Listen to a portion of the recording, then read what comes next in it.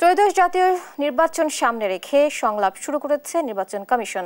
প্রথমেই অংশ নিচ্ছেন সুশীল সমাজের প্রতিনিধিরা, বিকেলে অংশ নেবেন শিক্ষাবিদ ও অধ্যাপকরা। রোববার নির্বাচন কমিশন সচিবালয়ের সম্মেলন কক্ষে সুশীল সমাজের প্রতিনিধিদের সঙ্গে সংলাপের শুরুতে কথা বলেন প্রধান নির্বাচন কমিশনার। জানান, নির্বাচনের সব প্রস্তুতি নিচ্ছে কমিশন। ভোট সুষ্ঠু ও গ্রহণযোগ্য করতে কমিশন প্রতিশ্রুতিবদ্ধ। দায়িত্ব গ্রহণের পর নানা পদক্ষেপ তুলে ধরেন সিইসি। বলেন, দেশে যারা নির্বাচন প্রক্রিয়ার সঙ্গে জড়িত থাকেন, এবার তাদের সবার ভোটের ব্যবস্থা করা হবে। সুষ্ঠু নির্বাচন আয়োজনে এই সংলাপ গুরুত্বপূর্ণ ভূমিকা রাখবে বলেও জানান তিনি।